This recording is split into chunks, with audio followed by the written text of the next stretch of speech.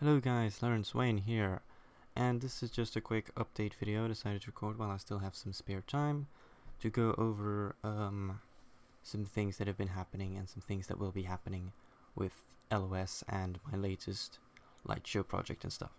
So as you can see, I posted this auto-generated light shows for music project, a very unique name I know, to hackaday.io. I'll be posting most of my updates here. I've gotten a lot of requests to upload the source code for this. I'll do it eventually. I'll make it open source and stuff, and I'll put updates and stuff on here. Of course, I'll still be making videos about it because describing it in text is kind of painful. Main reason is, of course, Hackaday Prize, which is the yearly competition which I always enter. Like 2 years ago, I made it as a quarterfinalist. Last year, I made it as a semi-finalist. So let's see if I can make a finalist this year. But there's one cool thing down here. Basically for every like you get on a project, you get $1.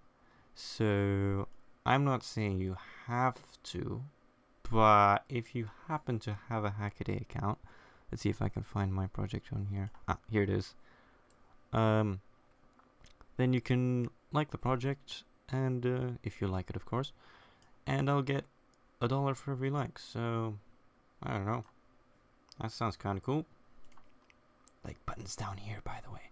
Okay, anyway, in other news, LOS related news, because I've gotten a lot of requests on that, what's going to be happening with that, well, and my Minecraft projects as well.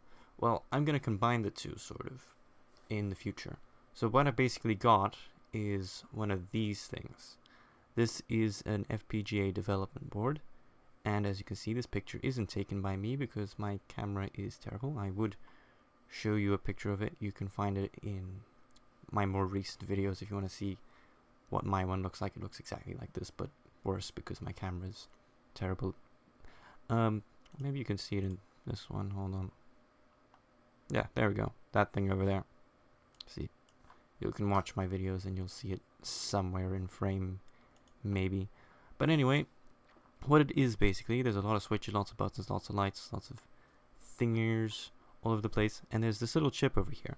Now what's cool about this is you can program this chip to be wired up however you want to. So it's pretty much like Minecraft Redstone in real life, and let's look at some of the specs of this board that I have. So it's got 20,000 logic elements. What that means is it's got 20,000 little blocks that you can program to be an AND gate or an XOR gate or whatever. You can have like up to 4 inputs per gate. Each gate gets a D flip-flop. There's all sorts of cool complicated stuff, and you can wire them up however you want. You can use whatever gates you want wherever you want, and you can create pretty much Redstone in real life on a tiny little chip, and you just upload this from a computer. You design the things with languages like VHDL and Verilog. There's some more like System Verilog and stuff, which pretty much describe how you want the wiring to work inside. So this is pretty much Minecraft Redstone, but better. We've got a 15 megahertz oscillator as well, which is interesting because Minecraft runs at 10 hertz. This thing runs at 50 million, which is quite a bit faster. We've got VGA output, so you can make a graphics card if you want. You can design your own graphics card with it. You can, do live audio processing. There's all sorts of cool stuff you can do with it. And you can just design your own CPU with this, really, which is what I plan to do for LOS, of course. So what I'm going to do is design a CPU eventually, and then code LOS for that CPU. And yeah. Then LOS can finally continue. Now the nice thing is, with previous versions of LOS, I'd usually run out of RAM and stuff. A nice thing this thing has, it's got actual RAM chips on board, because if you ever look at my Minecraft computers, you'll see that majority of the space is taken up by the RAM chips, because, well, not the RAM chips, just the RAM and program memory and stuff, because that's just really copy-paste work. To save logic gates, because that would take up a lot of logic, there's just actual flash and RAM chips on the board. There's also an SD card socket. There's a bunch of stuff here. So all that's pretty useful. Um, so yeah, and a lot of other stuff that's slowing it down is like video generation. That took like 90% of CPU time, but I can create specialized hardware to generate video signals, just completely separate from the CPU, because I can just design whatever circuit I want to, which is awesome. Unfortunately, I don't have lots of time for that, which brings me to my next point. I am now studying computer science for the many people who ask me where I learn all this computer science stuff from. I just learn it from the internet. But now, I'm going to actually get a formal education in computer science and computer engineering, which are my two majors at UCT. So again, I'm being lazy and I'm not taking pictures myself, I'm just taking them from Google Images. So I don't have a quadcopter, so I can't take cool pictures like this. But yeah, that's what it looks like. Almost all these pictures seem to have this little jammy hole in there. I wrote a test there just today. It's not that exciting, it's pretty boring, but almost every single picture seems to have it in them for some reason. Oh, here's that tower or that statue they broke down that a while ago. Yeah, there's all sorts of protests going on, it's not very nice. And this looks more like Terminal than UCT. But whatever, it's a master's place, it's ridiculously confusing, and it's kind of cool. This is my like internal thing in case you actually cared about what subjects I'm doing. Astronomy, I'm not going to explain the course codes, I'm just going to say what they are.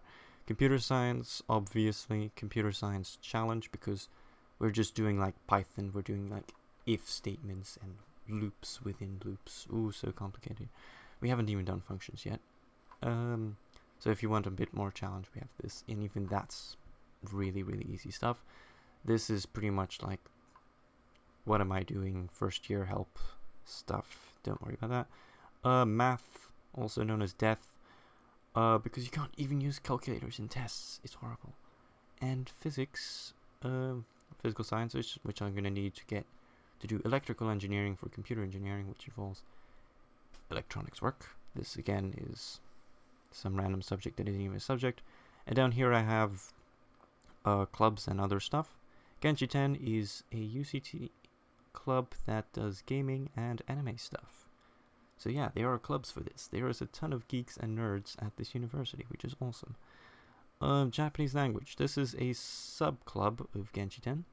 Oh yeah, I don't think I've ever mentioned this on YouTube before, but I'm studying Japanese, in case anyone cares. I've been studying for like the past year or so, just for funs. Not because I'm actually that interested in anime and stuff. I actually spend a lot more time studying Japanese than I do watching anime and stuff.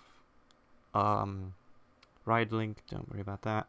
SSC, I don't even know what this stands for. It's some sort of student council. UCT fencing. This is the only sport I'm doing. It's stabbing people with swords. It's as fun as it sounds, except when you're the one that gets stabbed with the sword. But yeah, fun. UCT Space and Astronomy Society.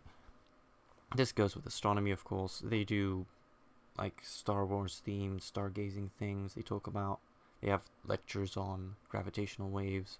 Cool stuff. There's almost always free pizza with their events, which is nice. And there's more club things and stuff. There's like clubs for pretty much anything you can imagine.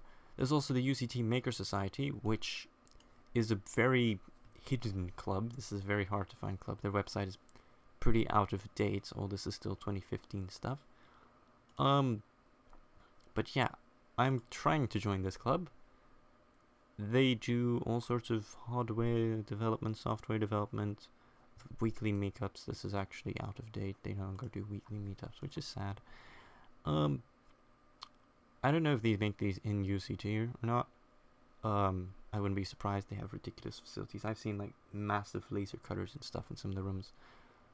So I wouldn't be surprised they do PCB fabs there as well.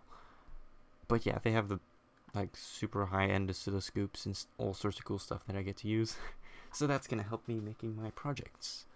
In terms of like electrical work and stuff, because I don't have any sort of decent oscilloscope. All I have is my Saley Logic 8. That's pretty much all I use for debugging. But yeah, that's it, I guess. So this is pretty much the only reason I'm telling you this, because it was a pain in the butt to get into UCT. Lots of paperwork, lots of almost not getting in, but then at the last moment they told me, even though we already told you you're not accepted in UCT, you're now accepted in UCT. And then there was the scholarship issues, because I'm supposed to get a scholarship, but they didn't end up giving it, and then we... lots of work. But it seems to be fine right now. Only thing that's worrying me is this math, because if I'm gonna fail, it's gonna be because of this math thing. But yeah, this is where all my time is gonna go to, UCT university work. So yeah, hopefully I'll have some time to still make videos and do projects. But that should be it for now. You may be seeing less videos, even though I'm not already making many videos. Sorry about that. But maybe this Maker Society thing will let me make more videos. So that's kind of what's going on. That's what's going to be happening with LOS, with my projects, with my auto-generated light show thing, which I still need to upload the code for. I'm gonna get to that eventually, don't worry. And yeah, there's also a UCT film club. Maybe I should ask them to actually record my videos for me, because my camera skills are horrible, as many of you have pointed out, including myself.